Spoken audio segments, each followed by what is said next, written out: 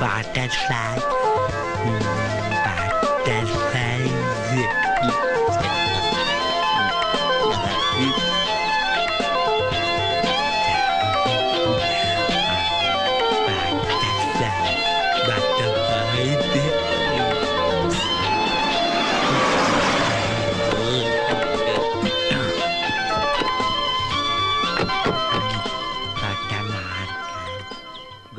അത് ശരി, ഇങ്ങനെ ഒരാളെ ഈ വീട്ടിലുണ്ടോ?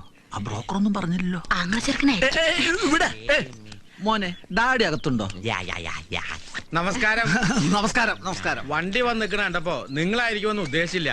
റണ്ണിങ് ടൈം വെച്ച് നോക്കുമ്പോ ഒരു 10 മണിയെങ്കിലും ആവുന്ന വിചാരിച്ചേ. ഡ്രൈവിംഗിൽ 110 സ്പീഡ്.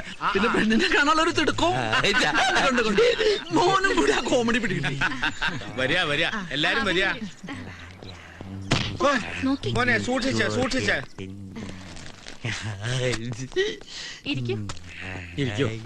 ഹലോ. ഹലോ. നേരത്തെ എത്തിയോണ്ട് ബുദ്ധിമുട്ടായില്ല അല്ലേ? എന്ത് ബുദ്ധിമുട്ട്? അവിടെ അപ്പൊ നമുക്ക് ഇനി കാര്യങ്ങളിലേക്ക് കിടക്കാം. അതിനെന്താ, മോളുടെ കോഴ്സ് മാർച്ച് കഴിയും. MBA അല്ലേ പഠിക്കണേ? അതെ. ഈ പെണ്ണ് കാണൽ ചടങ്ങ് ഓക്കെ ആണെങ്കിൽ പിന്നെ എല്ലാം പഠിപ്പ് കഴിഞ്ഞിട്ട് എന്താ? It's all right. വേറെ ജ്യൂസ് എടുക്കാം. മോൻ അകത്ത് പോയി കളിക്കും. ചെല്ല് ചെല്ല്.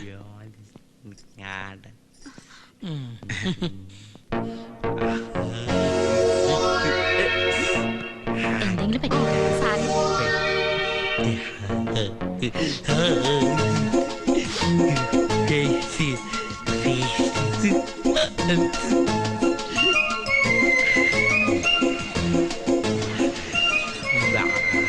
അയ്യോ, ആരാ? പോ, പോ. Bali. Come, let's. No, no. വേണ്ട.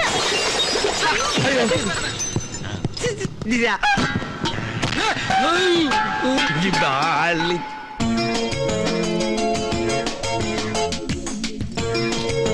മമ്മി.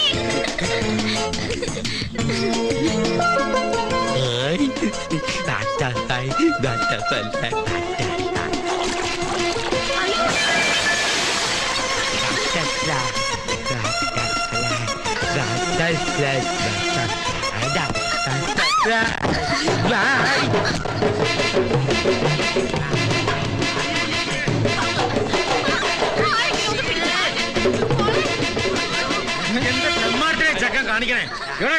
ഞാൻ എന്താണ് ഇങ്ങനെയുള്ള കാര്യങ്ങൾക്ക് വരുമ്പോ ഇതുപോലെയുള്ളവരെ ഒഴിവാക്കിക്കൊള്ളോ? അതെന്തിനാ? നിങ്ങളുടെ വീട്ടിലെ കുട്ടി നിങ്ങളല്ലേ ഒഴിവാക്കട്ടെ, അല്ല ഞങ്ങളാ? ഞങ്ങളെ വീട്ടിലെ കുട്ടി. ഞങ്ങളുടെ കുട്ടിയാ. ഇങ്ങനെ ബുദ്ധി വളർച്ചില്ലാത്തൊരു കുട്ടി കുടുംബത്തിലുള്ള കാര്യം മറച്ചു വെച്ചതും പോരാ. പട്ടി മറച്ചു വെച്ചത് നിന്റെ തന്നെ. തന്തയ്ക്ക് വിളിക്കുന്നുള്ളൂ പട്ടി.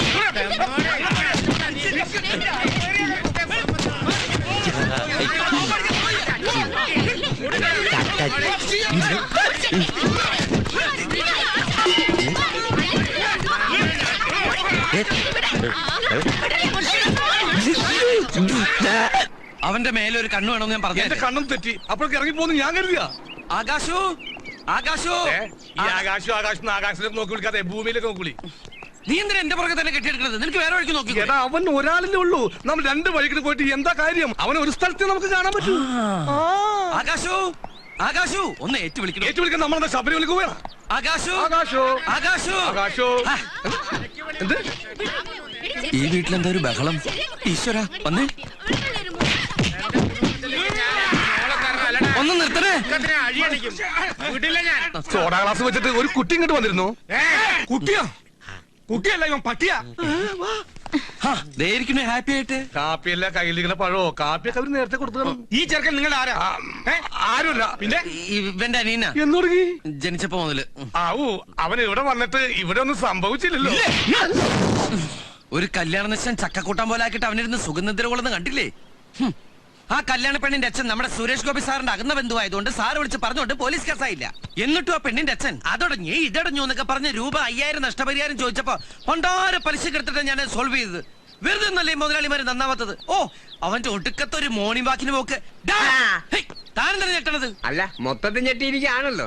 ഏത് നേരത്താണാവോ ആ എബ്രാഹിം ഇങ്ങനെ തെറി പറഞ്ഞ് ഓടിക്കാൻ തോന്നിയത്? ഷൂട്ടിംഗ് നടക്കണ എല്ലാ സ്ഥലങ്ങളിലും ഞാൻ പോയി നോക്കി. എല്ലായിടത്തും ലിംഗം വിളിച്ചു പറഞ്ഞാണ് ആനന്ദക്കുട്ടിന്റെ ആൾക്കാർക്ക് പണി കൊടുക്കരുത്. ആ റെന്റേക്കാരന്റെ ആൾക്കാർ ഇരിക്കപ്പുറത്ത് തരാത്തോണ്ടാ ഞാൻ ഇങ്ങോട്ട് വന്നത്. ഈ 3000 രൂപ എന്നൊക്കെ പറഞ്ഞ ഞാൻ എവിടെ നിന്ന് എടുത്ത് കൊടുക്കാനാ? നിങ്ങൾക്കൊക്കെ 2000-നും 3000-നും പ്രശ്നമേ ഉള്ളൂ. എന്റെ കാര്യം അതല്ല.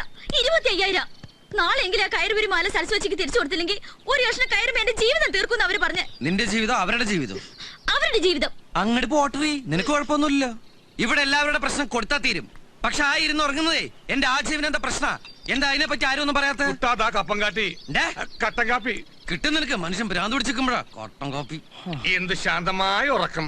ഏത് ശാന്തമാ? ശാന്തമല്ല ശാന്തത. ശാന്തത കൊടുങ്കാറ്റിന് മുമ്പുള്ള ശാന്തത അത് അല്ലടാ. കണ്ട ഉറങ്ങുന്ന നേരത്തെ സായിപ്പിനെ ഡിസ്റ്റർബ് ചെയ്യുന്നതോട് പിടിക്കണല്ല.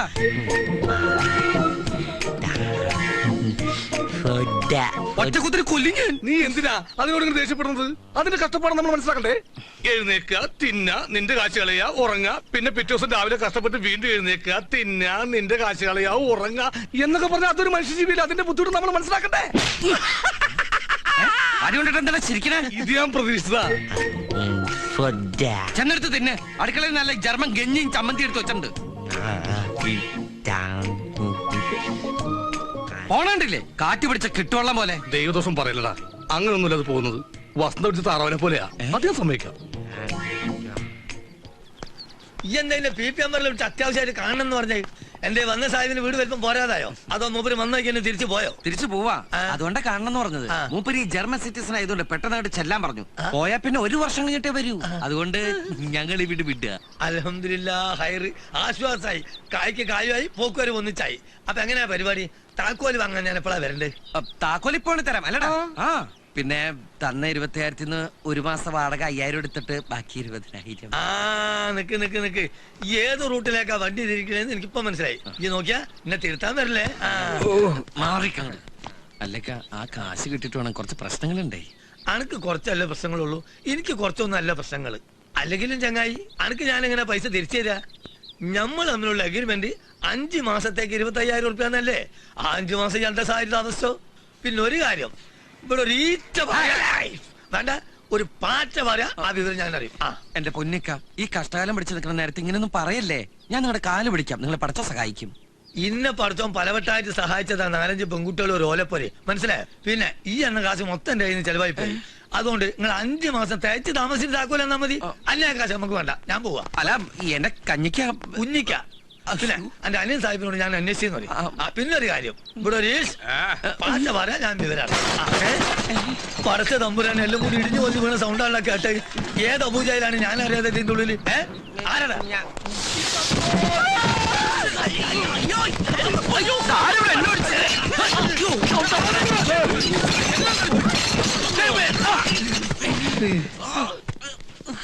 അതോ ഏതാണ് ഈ പ്ലീസ്? ഇതാണ് ജർമ്മനിയിൽ ഇമ്പോർട്ട് ചെയ്ത ജീവി. അതോ ഞാൻ വിചാരിച്ച അണ്ണാദറിന്റെ പ്രതിമ ഇറങ്ങി വന്നതാണെന്ന്.